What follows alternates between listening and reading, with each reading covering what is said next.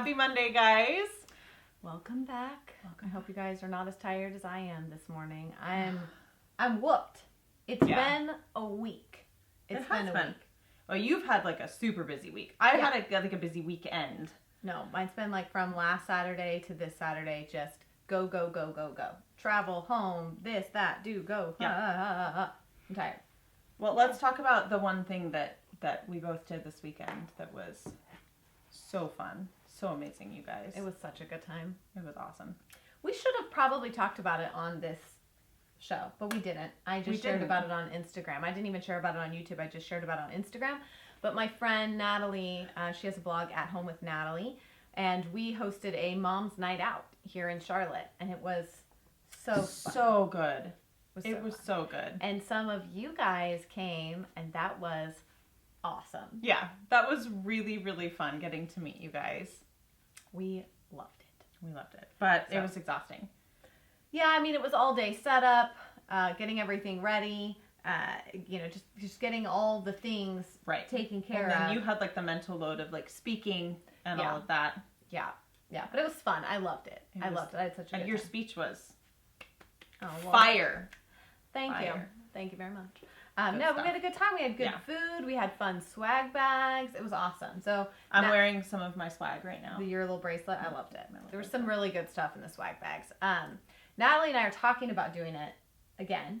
I'm trying to convince her that maybe we do it like twice a year, like spring and fall. Spring and fall, that would be awesome. Yeah. So if we do that, we will let you guys know, in the future. The other exciting news is, guess what I don't have this week? What? I don't have any animal to hate on this week.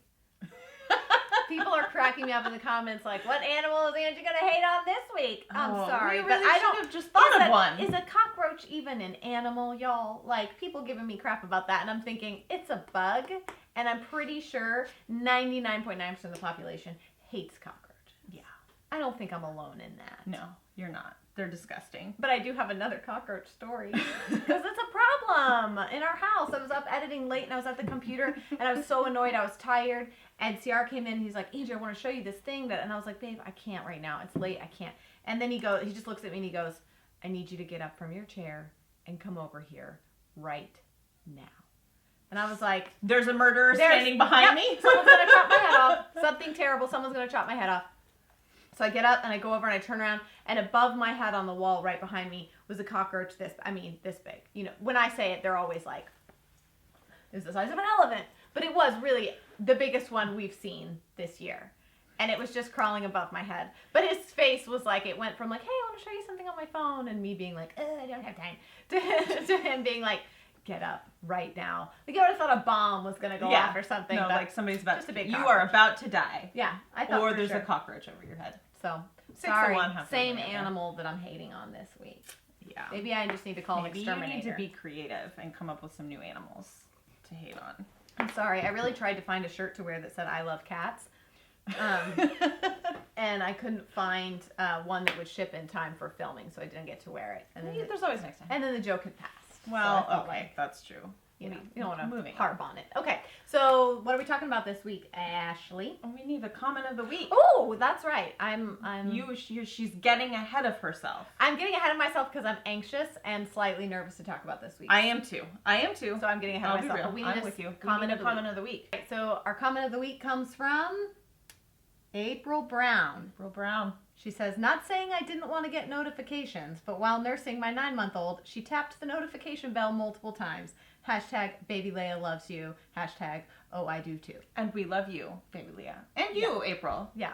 Thank you for watching. Even babies. Babies are enjoying the sister show. They want to be a part of the sister show family community. We don't know what we don't know. I'm adjusting. I'm not uncomfortable. Please tell them, because I'm just going to get yelled. I'm not uncomfortable. Just adjusting. There's a baby in there moving around, and things get weird. So people love you. They're just very concerned about your happiness. Yeah. We're both kind of like, Can you tell we're hesitating? We're like, what else can we talk about besides today's topic? Put this off. Yep. For longer. Ooh, I love to dance a little sidestep. Now you see me, now you don't have come and gone. If you can name that movie, we are soul sisters. It's true. I'm not even going to tell you. If you can name that movie down below in the comments, if we had merch, I would send you something. We want to make some, like, t-shirts or coffee mugs or something like that. But, like, that we could start doing that. Like, if you can name the stupid things that I sing and know from weird old 80s random movies line. That might be like a 70s movie. Or is it 80s? I don't know. If you know 80s. It, comment below. Yeah. Okay. Big chug of coffee. Yep. All right. This week's topic. I mean, I don't know why we're hesitating. It's probably pretty obvious from the thumbnail and the title of the video. Oh, yeah. You guys know. Today we're going to talk about the hashtag wine mom phenomenon. It is a phenomenon. It really is. It's taken over the discussion of wine and motherhood and how the two are somehow intertwined, almost like they're the one required. in the same culture. Yeah, like they belong together. Yeah. And we're gonna talk about this today. And I want to start off by saying I think we both agree. Nothing we're talking about today is meant to shame any moms out there or to say like we're judging you. That is not what this is about. Mm-hmm. But I really do think that this is an important conversation. It's important to understand that we can talk about things that are a little bit controversial. We can talk about things that maybe even get our feathers a little ruffled and we feel like maybe we need to get a little defensive about. And that should cause us to think like, okay, well, why am I uncomfortable talking about this? Or why do I think... Why are my hackles up? Yeah, why do I feel like that's a personal attack when it's not? So that, we want this show to be fun, but we also have no problem tackling some more serious topics that we feel like are big deals. And this is one of them. Yeah. But it's not always been to us. And we haven't both even always realized that it was a thing. So yeah, no. So for me, it was when we lived in the little house. I have to remember things by like where we lived because my memory is not very great. So 6-ish years ago, maybe 7 years ago, there was like a 2-week period where I would have my husband bring home a bottle of wine and I would have a glass of wine every evening and post pictures on Facebook of like, kids are in bed having a glass of wine. And after about 2 weeks, something in my head an alarm went off. I am the kind of personality that is easily addicted to and overly attached to things that I shouldn't be attached to. I was a smoker for a really long time. It's easy for me to become addicted to things. Yeah. And an alarm bell went off in my head and I just went, this could actually become a problem for me. Yeah. I should probably not have a glass of wine every night. And so I stopped. I just didn't, because at that point it really wasn't a problem yet, but I recognized that for me that it could be. And not that I don't still, well, I mean, not right now, but have a glass of wine or a beer or a margarita when we go out with the girls. Yeah. But it's not a part of my everyday life. So, for me, it was just recognizing, thankfully pretty early on, that could become an issue. Yeah. And kind of cutting it off at the knees. Yeah. I, again, have always enjoyed having a glass of wine here and there. There was periods where I feel like I probably had it definitely 3 to 4 times a week. And then obviously, being pregnant and that kind of thing, you don't drink. So hopefully. So I feel like I didn't really give much thought to it at all. Like I didn't think that it was a problem. I was like, oh, how cute are those mugs that say like this might be wine, or the t-shirts. Mommy's like, sippy cup. Yeah, mommy said like rosé all day, like all that kind of stuff. I always just thought that was cute. Like I didn't really think anything of it at all until we were talking about naming the podcast that we've been working on. And we were trying to figure out a name for it. And I remember I suggested to Ashley something about, like, maybe it was even something that said, like, Mommy needs a glass of wine. Or, like, something like that. It had wine in the title. Like it might be, like, coffee and wine or something. Yeah, I don't remember specifically either. But she was like, I don't really want us to, like, to really play into the mommy wine culture. And I was like, what do you mean the mommy wine culture? What are you talking about? And, she kind of like we just kind of started talking about it. And I was like, man, I just never really thought of it that way. It was very just kind of harmless to me. But once we started talking about it, I started seeing it everywhere. You can't miss it once you're aware. Yeah, I was just like, wow, I can't walk through Target without seeing 15 t-shirts that say something about wine or coffee mugs or tumblers. I mean, it was just everywhere. Dish towels. All over Instagram. Yeah, and then of course, yeah, I mean, all over Instagram. All the cute mom t-shirt shops and things like that. Yeah, have onesies that say "I'm the reason mommy drinks."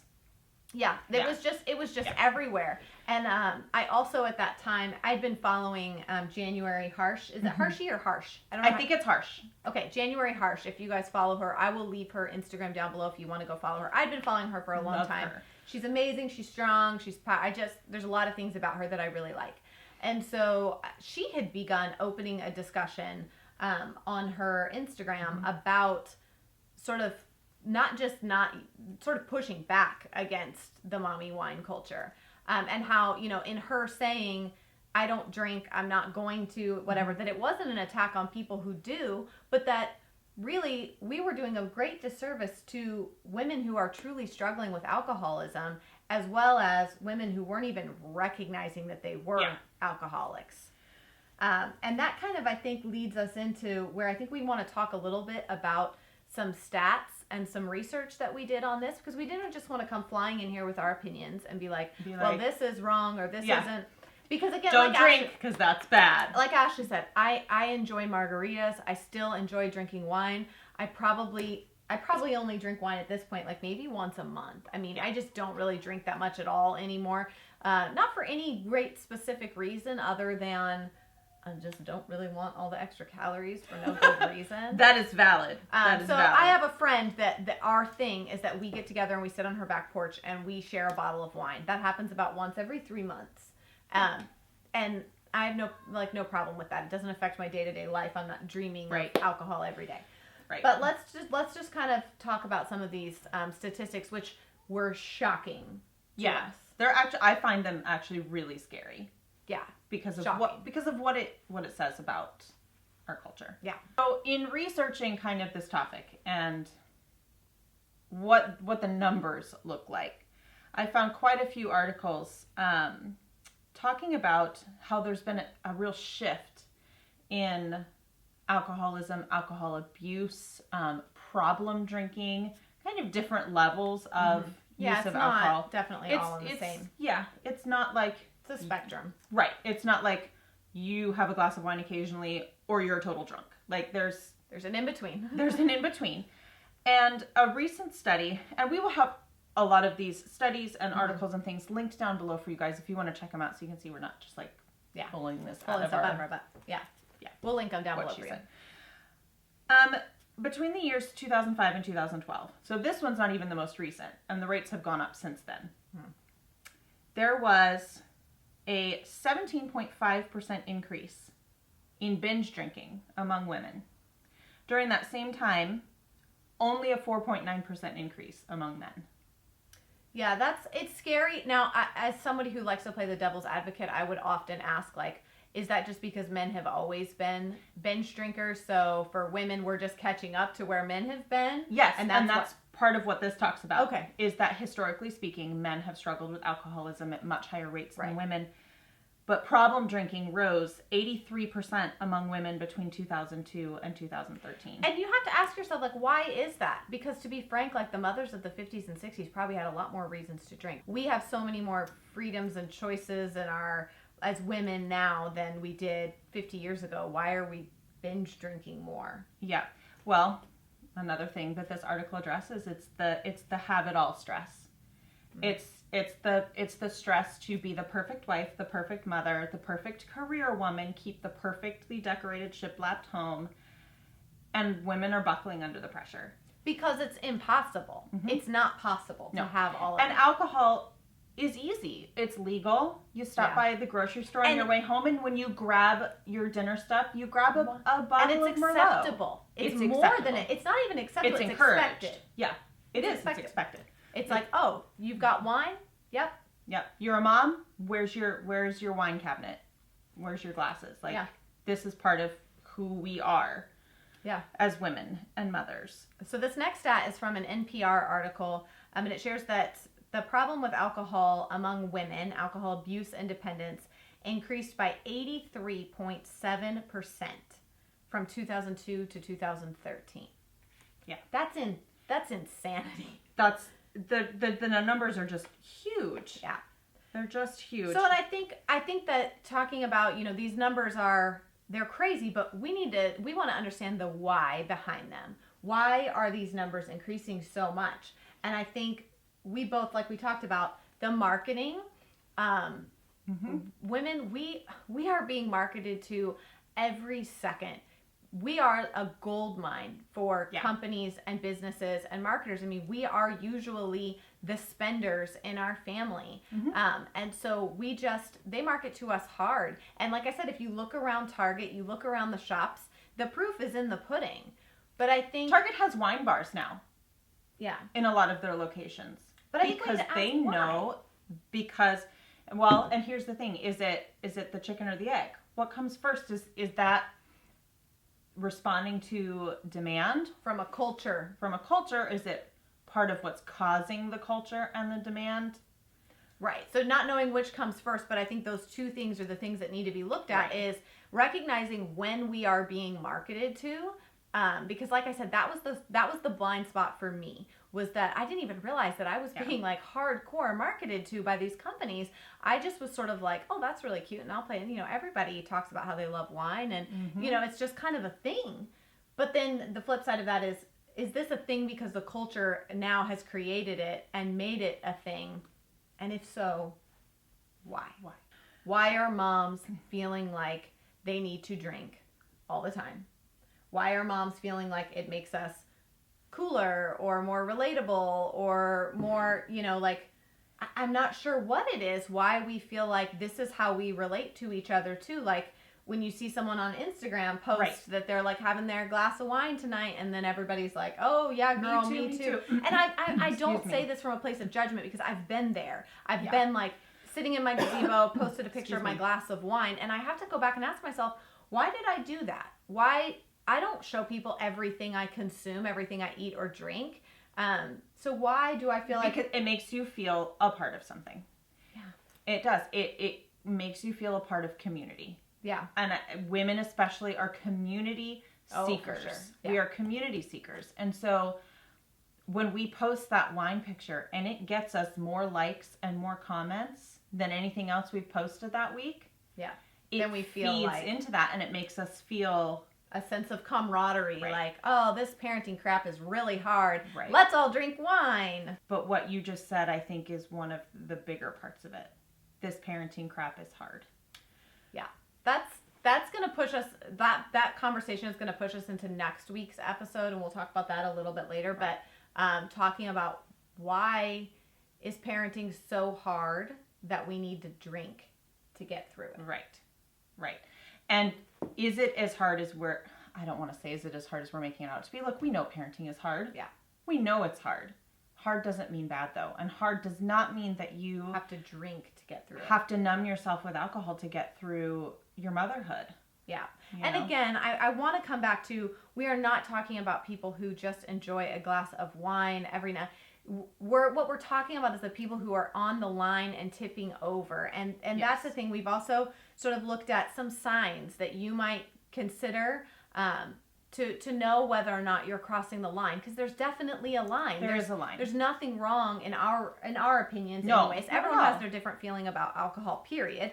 But there's nothing wrong in our opinions with having a glass of wine every now and again, or a margarita. No. And if it's not for you, it's not for you, and that's totally fine. Right. But but we don't want you to think we're saying everybody is like, if you have wine because you've had a crappy day, that you're a drunk. That's not it. There's definitely, but I know for sure that I've had friends that I've thought, gosh, you really drink a lot. Yeah. Like every day. And, daily drinking is probably not the best for your health, physically or mentally. Yeah. Okay, so let's look at what are the signs. This is from the Alcohol Rehab Guide.org, and we'll list a few websites down below talking about where you can. Yeah, we'll have all kinds of resources, not just the articles that we're talking about, but resources for help as well. Right. If something we're saying is making you think like, crap, Yeah. maybe I need to, look into it a little more. So this is one simple screening tool. It's called the CAGE assessment. It's 4 questions. It's a very simple screening tool. The 4 CAGE questions are: 1, have you ever felt you should cut down on your drinking? Mm-hmm. Have people annoyed you by criticizing your drinking? Have you ever felt bad or guilty about your drinking? Have you ever had a drink first thing in the morning to steady your nerves or get over a hangover? If you answered yes to 2 or more of those questions, then the advice is to seek professional medical assistance. I think that's important because those are not the questions I would have thought to ask. I would have thought to ask, like, how much are you drinking? Like how many glasses of wine a day are you having? Right. But the truth is that it's a little deeper. It goes a little deeper. It is, because alcohol can be a problem for you even if it's just 1 glass a day. If that's a problem for you. Right. It's different for everybody. It is different for everybody. And I think we just really wanted to touch on this topic because it really is. It's everywhere. Yeah. It's everywhere. And, we are all about encouraging moms. Yeah. And we want you to know, as moms of big families, that you can, pardon my timer, that you can do this. You really can. You are equipped and capable of mothering your children and being a great mom. And you probably already are.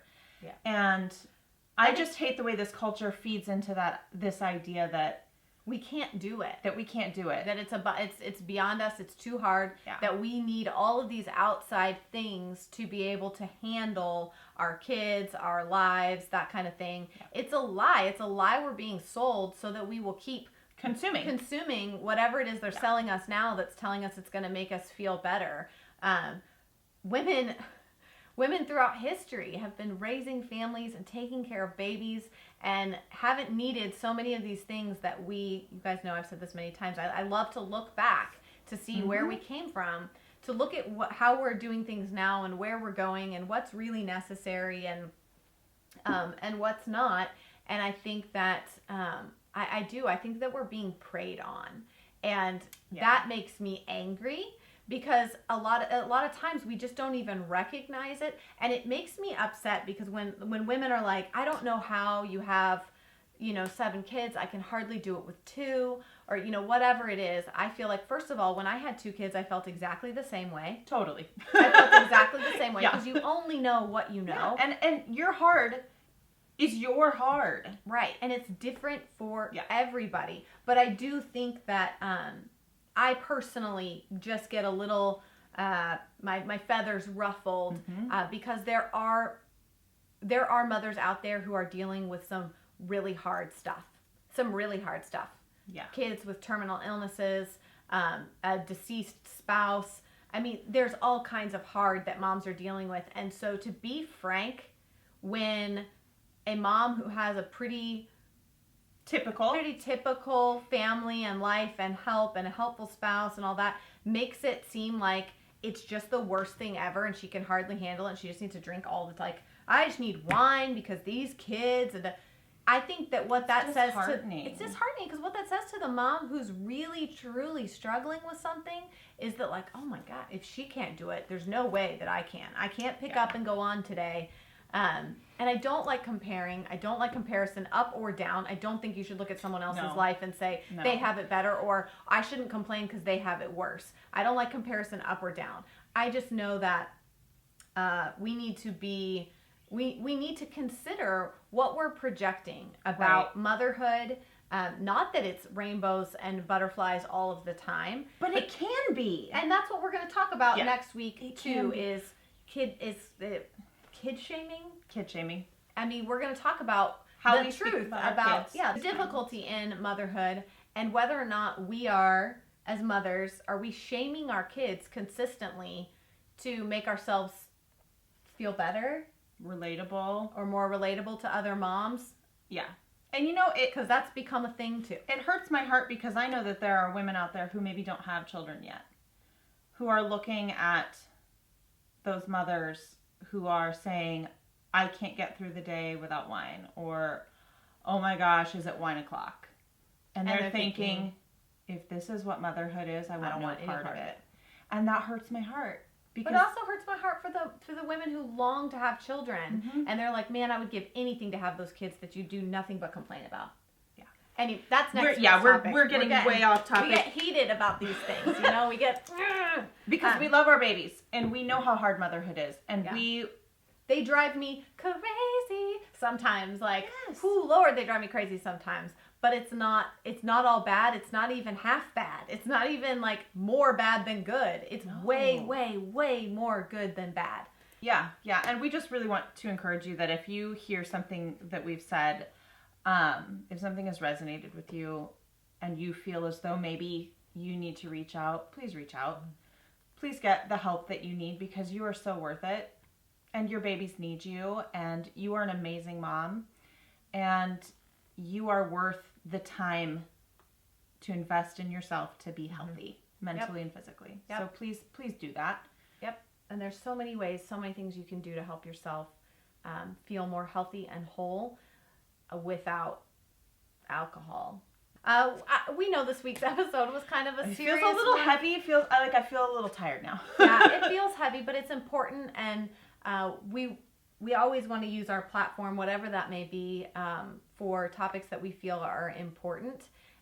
Sometimes they will just be fun and lighthearted, but sometimes we'll tackle stuff like this. So next week we're going to talk about the whole kid shaming conversation. Be sure to leave us your thoughts in the comments. We would love to hear what you guys think. If this is something you've noticed, if this is something that what we're saying is the first time you've ever really thought of it. If you're like me and you were like, wait, what? Huh? We would love to have a conversation in the comments. As always, a respectful, kind. All right, guys. Thank you so much for joining us for this week's episode. Be sure to give this video a thumbs up if you enjoyed it. Subscribe if you have not already. And share. We definitely appreciate the shares. We do. It means a lot to us that you guys are enjoying and interacting with us and sharing it with your friends and family. We love it. So we do. We will see you guys back here next Monday, 8 a.m. 8 a.m. Bye.